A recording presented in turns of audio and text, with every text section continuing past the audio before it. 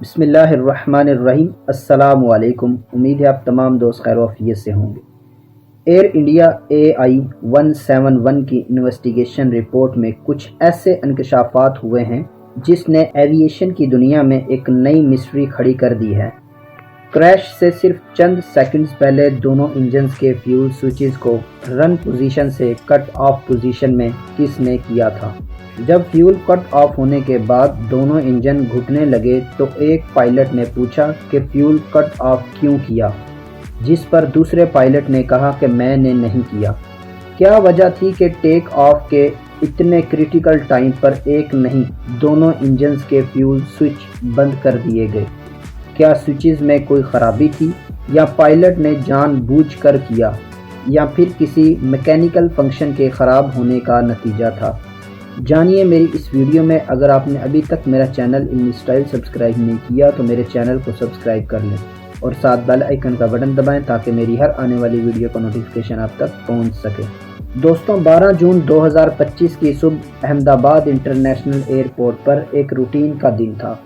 ہوا میں ہلکی سی گرمی اور آسمان بالکل صاف تھا جب رن وے پر ہر 5 منٹ میں کوئی جہاز لینڈ یا ٹیک آف کر رہا تھا۔ اسی بھیڑ کے بیچ ایئر انڈیا کا ایک بوئنگ 787 ڈریم لائنر بھی کھڑا تھا جس کا فلائٹ نمبر 171 تھا۔ یہ جہاز آج کے دن ہی 2 گھنٹے پہلے دلی سے احمد آباد آیا تھا اور اب یہ احمد آباد سے لندن جانے کے لیے بالکل تیار کھڑا تھا۔ کوئی نہیں جانتا تھا کہ چند لمحوں کے بعد یہ ڈریم لائنر دنیا بھر میں ہیڈ لائنز اور ایویشن کی دنیا میں ایک ہنگامہ مچا دے گا۔ کاکپٹ میں 56 ایئرز کے کیپٹن سمت سبروال موجود تھے، جن کا ٹوٹل فلائنگ ایکسپیرینس 15,600 گھنٹے بتایا جا رہا ہے، جس میں سے 8,200 گھنٹے انہوں نے اسی بوئنگ 787 پر حاصل کیا، جبکہ کو پائلٹ جنہیں فرسٹ آفیسر بھی کہا جاتا ہے 32 ایئرز کے کلائیو کندر تھے، جن کا ٹوٹل ایکسپیرینس 3,400 آورز اور بوئنگ 787 کو وہ ٹوٹل 1,128 آورز فلائی کر چکے تھے۔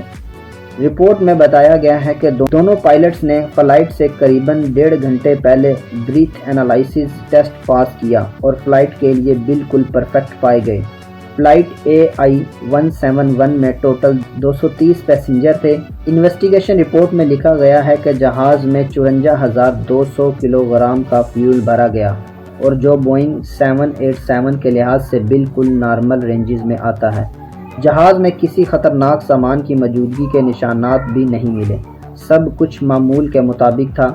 بورڈنگ ہونے کے بعد ایئر ٹریفک کنٹرول ٹاور کی ریکارڈنگز کے مطابق 1:13 پر ایئر کرافٹ نے ٹرمینل سے پش بیک اور سٹارٹ اپ کی پرمیشن مانگی۔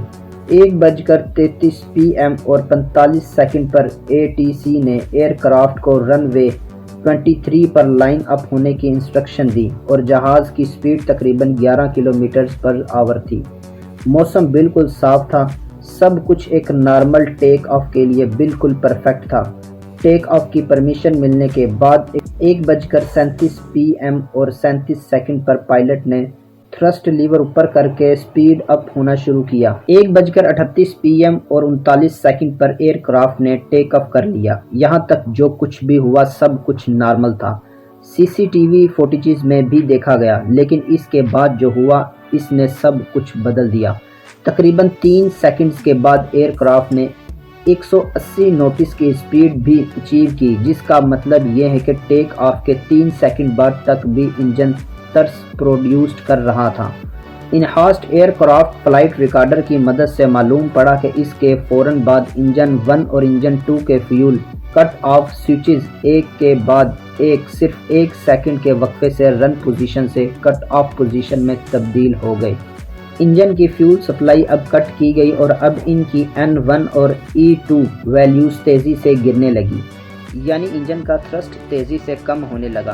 کاکپٹ وائس ریکارڈر میں، جس میں کاکپٹ کی تمام آوازیں ریکارڈ ہوتی ہیں، اس میں سنا گیا کہ ٹھیک اسی پوائنٹ پر ایک پائلٹ کہتا ہے کہ تم نے فیول سوئچ کیوں کٹ آف کیا، اور اگلے نے بولا کہ میں نے نہیں کیا۔ انویسٹیگیشن ٹیم کو ابھی تک یہ نہیں پتہ چلا کہ کس پائلٹ نے یہ سوال کیا تھا اور کس پائلٹ نے جواب دیا۔ CCTV فوٹیج میں بھی لفٹ آف کے فوراً بعد ہی ریم ایئر ٹربائن ڈپلائے ہوتا دکھائی دیا، جسے شارٹ میں رینٹ بھی کہتے ہیں۔ یہ ایک ایمرجنسی پاور سورس ہوتا ہے جو انجن بند ہونے پر آٹومیٹیکلی ڈپلائیڈ ہو جاتا ہے۔ یہ پاور جہاز کی مین الیکٹریکل سسٹم کو چلانے کے کام آتا ہے۔ ریڈ کا ڈپلائی ہونا اس بات کی نشاندہی ہے کہ جہاز میں کچھ نہ کچھ انویژول ضرور ہوا تھا۔ فوٹیج میں بھی دکھایا گیا ہے کہ جہاز اپنا الٹیٹیوڈ تیزی سے کھو رہا ہے، کیونکہ اس وقت دونوں انجنز کے N2 ویلیوز اپنی منیمم آئیڈیل سپیڈ سے بھی کم ہو گئی۔ 1:39 PM اور 5 سیکنڈز پر ATC کے ریکارڈنگز میں میٹے کا ڈسٹنس سگنل ریکارڈ ہوا۔ جب ATC نے کال سائن پوچھا تو آگے سے کوئی جواب نہیں ملا۔ ساتھ ہی ATC نے ایئر کرافٹ کو ایئرپورٹ باؤنڈری کے باہر کریش ہوتے دیکھا اور ایمرجنسی رسپانس فوراً ایکٹیویٹ کر دیا گیا۔ ایئر کرافٹ رن وے 23 کی سیدھ میں 1600 میٹر دور پہلے آرمی میڈیکل کارپس کی ایک بلڈنگ کی چمنی سے ٹکرایا اور پھر BJ میڈیکل کالج ہاسٹل سے ٹکرا گیا۔ پورا ملبہ پہلے امپیکٹ پوائنٹ سے تقریباً 1000 فٹ لمبے اور 400 فٹ چوڑے علاقے میں پھیل گیا۔ اس حادثے میں 12 کرو ممبرز اور 29 پیسنجرز کی جان چلی گئی، جبکہ زمین پر 19 لوگ بھی اس حادثے کا شکار ہوئے۔ صرف ایک مسافر قدرتی طور پر ایمرجنسی ایگزٹ کے پاس بیٹھے رہنے کی وجہ سے کسی طرح بچنے میں کامیاب ہو گیا۔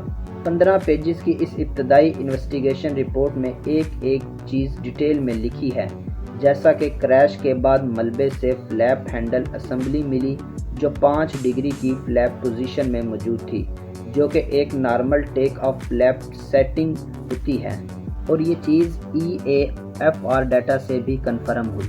Landing gear lever down position میں ملا اور تھرسٹ فلور بے شک کافی جل چکا تھا، لیکن کریش ہونے کے تک فارورڈ پوزیشن میں ہی تھا، جبکہ سب سے اہم چیز فیول کنٹرول سوئچز رن پوزیشن میں ہی پائے گئے، یعنی کہ کریش سے پہلے پائلٹس نے واپس فیول سوئچ آن کر دیے تھے۔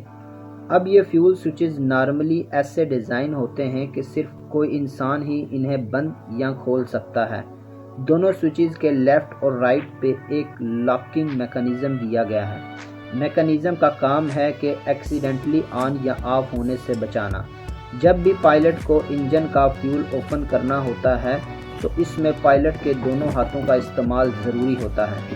ایک ہاتھ سے لاک کو پش کیا جاتا ہے اور دوسرے ہاتھ سے سوئچ کو پل کر کے اوپر یا نیچے کیا جاتا ہے، اور یہی چیز سب سے حیران کن ہے، کیونکہ ایک ہاتھ سے فیول سوئچ چاہ کر بھی کوئی آن یا آف نہیں کر سکتا۔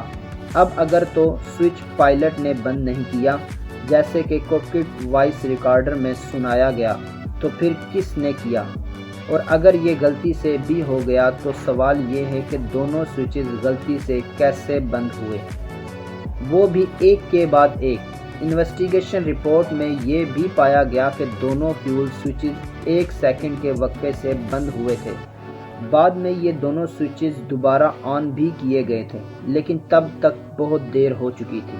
انویسٹیگیشن رپورٹ کے مطابق انجن 1 کے لیے فیول کٹ آف اور دوبارہ سپلائی شروع ہونے کے بیچ تقریباً 10 سیکنڈ کا وقفہ تھا، اور انجن 2 کے لیے فیول کٹ آف اور دوبارہ سپلائی شروع ہونے کے بیچ تقریباً 14 سیکنڈ کا وقفہ تھا۔ اس بات کے ثبوت بھی ملے ہیں، لیکن یہ فلائٹ اسی وقت کریش ہو گیا۔ اب یہاں سب سے بڑی مسٹری یہ ہے کہ فلائٹ AI-171 ٹیک آف تک بالکل پرفیکٹ تھی۔ انجن سے لے کر اس میں بھرنے والے فیول تک سب کچھ نارمل تھا۔